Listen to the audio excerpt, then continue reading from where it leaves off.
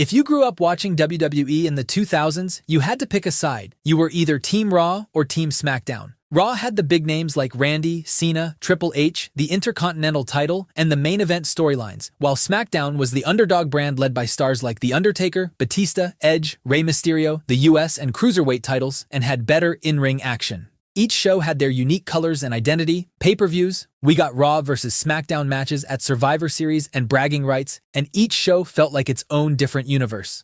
But it wasn't always this way. Our story starts in 2002. After buying out WCW and the arrival of ECW stars, the roster had become insanely bloated. On top of that, without a real competitor breathing down their neck for the first time in years, the product had lost some of its edge.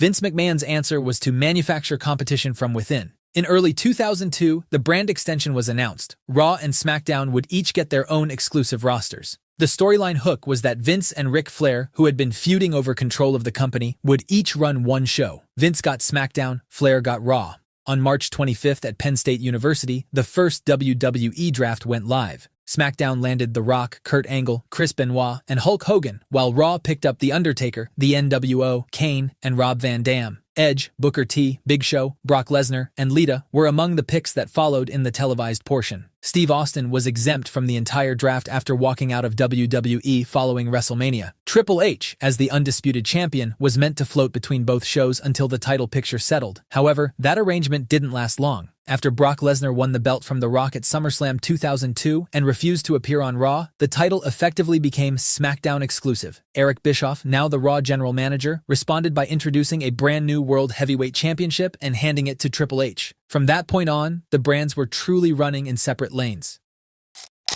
The shows wasted no time developing their own identities. Raw, with Bischoff pulling strings and Triple H dominating the main event, leaned into the sports entertainment side of things with big promos, Kane's unmasking, and Evolution holding down the top of the card. SmackDown went in a different direction with Paul Heyman leading the creative team. He immediately identified 6 wrestlers he wanted to build around: Kurt Angle, Chris Benoit, Edge, Rey Mysterio, Eddie Guerrero, and Chavo Guerrero. This group became known as the SmackDown Six, and their run produced some of the best matches WWE had put on in years. But the SmackDown Six was just the foundation.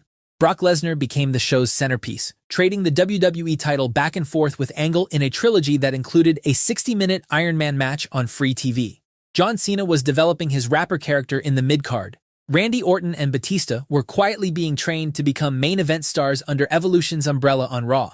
Raw got exclusive pay-per-views like Unforgiven and Backlash, while SmackDown had Judgment Day, Armageddon, and No Mercy. SmackDown went through some turbulence post-WrestleMania 20 as Lesnar left the company, Angle was dealing with injuries, and JBL was thrust into the main event role. An unexpected choice at first, JBL's corporate villain character found its footing through a heated program with Eddie Guerrero, whose underdog story was the perfect counterpoint to JBL's evil rich guy persona. The separate world titles meant that Raw and SmackDown stayed mostly in their own lane. Brand versus brand competition was mostly limited to the Big Four pay-per-views: Royal Rumble, WrestleMania, SummerSlam, and Survivor Series. For a while, even those events kept cross-brand matches rare. The first major interpromotional singles match at WrestleMania came at WrestleMania 21 in 2005, when SmackDown's Kurt Angle and Raw's Shawn Michaels had one of the night's best matches. Orton and Undertaker crossed paths at the same show in a legend versus legend killer feud. These matches felt genuinely special precisely because they were so rare. By the 2004 and 2005 period, John Cena had risen to become SmackDown's face of the franchise, eventually dethroning JBL at WrestleMania 21. Meanwhile, Batista had finally stepped out of Triple H's shadow on Raw, turning face and winning the World Heavyweight title in a story that had been building for months. The brand split had produced 2 credible top stars at the same time. But then, in the 2005 draft, something unexpected happened. SmackDown's top champion John Cena was drafted to Raw, and Raw's top guy Batista was traded to SmackDown. Annual drafts meant top names shuffled around with increasing frequency, and the idea that these were 2 fiercely separate brands started to feel more like a short-term arrangement than a long-term commitment. ECW, returning as a third brand in 2006, diluted things further. The Survivor Series Raw vs. SmackDown elimination match in 2005 had a fun build, with Randy Orton getting the win for Team SmackDown. By 2006 and 2007, Raw's top feud was Cena vs. Edge, with names like Randy Orton, DX, and Vince McMahon himself in secondary feuds, while SmackDown centered around The Undertaker vs. Batista rivalry. with Rey Mysterio, Booker T, and guys like MVP and Mr. Kennedy as the supporting cast. The two rosters rarely crossed paths, usually at WrestleMania or Survivor Series in brand supremacy matches. But by 2007, the brand split had clearly lost some of its structure. Pay-per-views had gone from brand-exclusive events back to combined cards, and stars were drifting between shows more often. But just as it looked like the whole experiment might run out of steam, SmackDown got a shot in the arm. The 2008 draft brought Triple H to SmackDown after being a key player on Raw for years. With the game now on the blue brand alongside The Undertaker, Edge, and Jeff Hardy, SmackDown suddenly had the kind of top-tier star power it hadn't seen since the Lesnar Angle era. And the show made good use of it. Edge and Undertaker destroyed each other in a feud that stretched across multiple pay-per-views, producing a TLC match and a Hell in a Cell match that became iconic. Jeff Hardy, after years of teasing a solo breakthrough, finally captured the WWE Championship in December 2008 in a triple threat match against Triple H and Edge. For SmackDown fans who had watched Hardy climb the card for years, it was a genuinely satisfying payoff. However, the year 2009 might be the most underrated stretch in SmackDown's history. The main event scene was constantly moving, involving The Undertaker, CM Punk, Jeff Hardy, Batista, Rey Mysterio, Edge, and Chris Jericho at various points. The feud between Punk and Hardy was particularly special, built around real-life contrast. Punk was straight edge and used that identity to moralize at Hardy and the audience, while Hardy's personal struggles with substance abuse made the dynamic feel authentic. It produced some of SmackDown's best television in years, culminating in a TLC match at SummerSlam 2009 where Punk won the World Heavyweight Championship and then a steel cage match that forced Hardy to leave the company. After Hardy's departure, Punk evolved his character further into the leader of the Straight Edge Society, which kept him engaged in a long program with Rey Mysterio through 2010. Raw, meanwhile, was going through its own period of reinvention. Randy Orton had turned into a menace to society, punting opponents in the head and feuding with Triple H and John Cena in a rivalry that dominated the brand through most of 2009.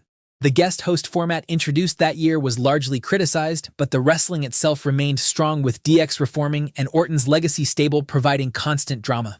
Both shows had enough identity in 2009 that the brand split still felt meaningful. WWE tried to formally celebrate this inter-brand rivalry with a new pay-per-view concept. Bragging rights launched in October 2009, centered on an elimination tag match between Team Raw and Team SmackDown competing for a trophy. SmackDown won that first edition and won again in 2010. The concept was fun in theory, but drew modest buy rates, around 181,000 for the first event, dropping further in 2010. It only ran twice before being discontinued. The 2010 draft is where SmackDown's momentum began reversing. Edge and Chris Jericho, two of the brand's most reliable main eventers, were moved to Raw. In return, SmackDown received Big Show, Kofi Kingston, Kelly, and Christian, none of whom were anywhere near the same level of main event credibility at the time. The blue brand was left relying on Undertaker, Rey Mysterio, and whoever happened to be champion, which for a significant stretch in 2010 was Jack Swagger, a pick that didn't quite convince anyone. When Undertaker suffered an injury later that year, Kane stepped into the main event picture, which further signaled that SmackDown was running low on options. The World Heavyweight Championship, which had carried genuine prestige through the Lesnar, Batista, Edge, and Undertaker years, started feeling like a secondary prize during this period. Raw's WWE Championship remained the title fans cared about most, and that perception widened the perceived gap between the shows. The brand split was supposed to create two equally valued world titles. For a while it had. But by 2010 and 2011, it was increasingly obvious that one show and one title mattered more than the other. By 2011, SmackDown clearly became the B show, and the brand split came to a sad ending. On August 29, 2011, WWE announced that performers from both rosters were no longer exclusive to either brand.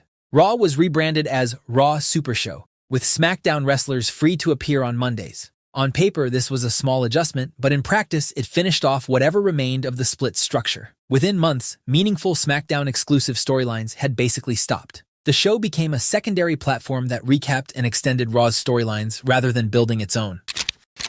For a concept that had once produced some of the best television ever, the SmackDown 6, Lesnar vs. Angle, the Eddie Guerrero title run, Edge vs. Undertaker, Taker vs. Batista, CM Punk vs. Jeff Hardy, it was a quiet, almost undignified conclusion.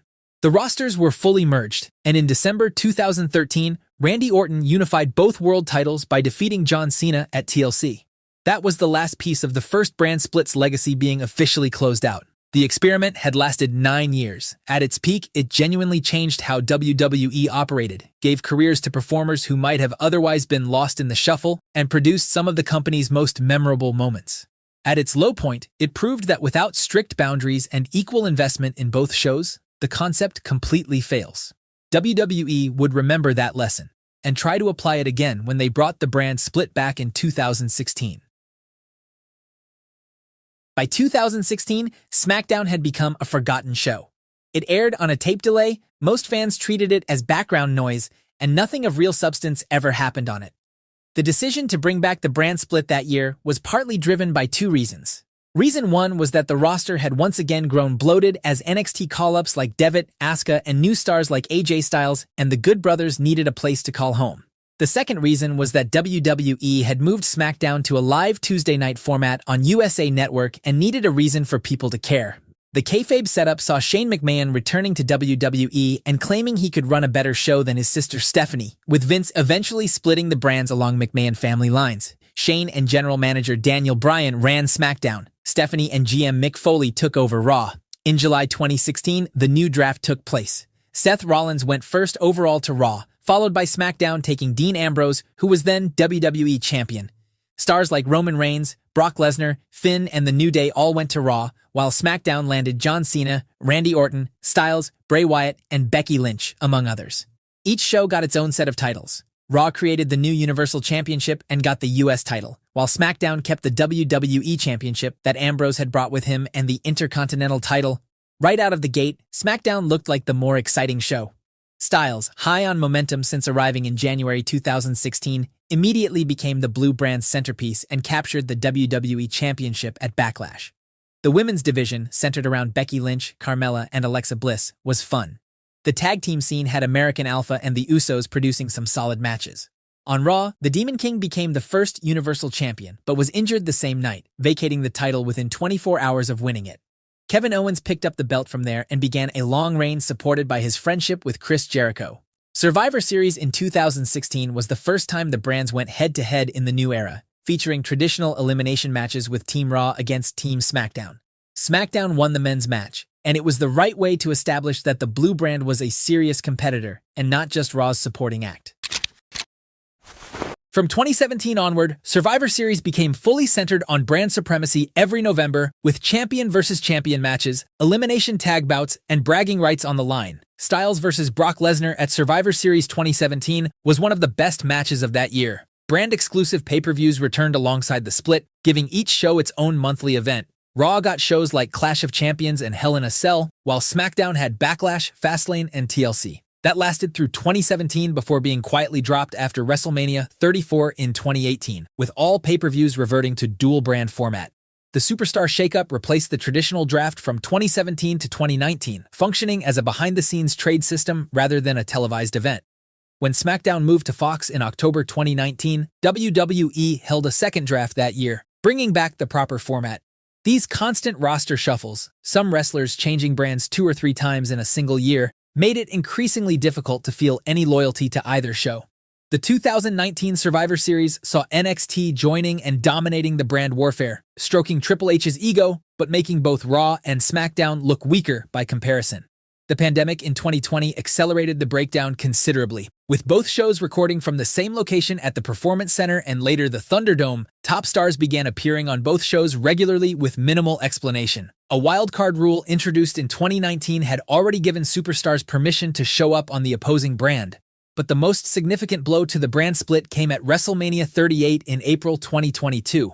Roman Reigns, who had been SmackDown's Universal Champion since August 2020, defeated Raw's Brock Lesnar in a winner-takes-all match to hold both world titles simultaneously. The result was that the brand split's central mechanism, 2 separate world championships for 2 separate shows, had been eliminated. The Bloodline stable, with Reigns at the center, appeared freely on both Raw and SmackDown, and other wrestlers followed. WWE tried to patch things up in 2023. When Reigns was drafted to SmackDown that April, Triple H, by then in full control of creative following Vince McMahon's departure, introduced a new World Heavyweight Championship for Raw, won by Seth Rollins in a tournament. It restored the 2-title structure, and for a period, things felt more organized. Cody Rhodes had returned in 2022 and been building toward a story culminating in a WrestleMania match with Reigns, which finally arrived at WrestleMania 40 in April 2024. Rhodes became the undisputed face of SmackDown, while Raw rebuilt around Seth Rollins, CM Punk, and Gunther. As of early 2026, the brand split technically remains active. There are trades, general managers, there are distinct rosters on paper, and both shows have their own world champions. But the lines between them are blurrier than they've ever been outside of the Raw Super Show era. Stars cross brands for major angles regularly, and neither show feels entirely unique. What the brand split has proven across both of its runs is that it works best when each show has its own identity, when both titles feel equally important, and when the novelty of seeing both rosters collide is preserved rather than given away for free every week. Whether Triple H can recapture the magic of the original brand split remains to be seen, but if you want to relive the magic of WWE during the Attitude Era, check out this video next.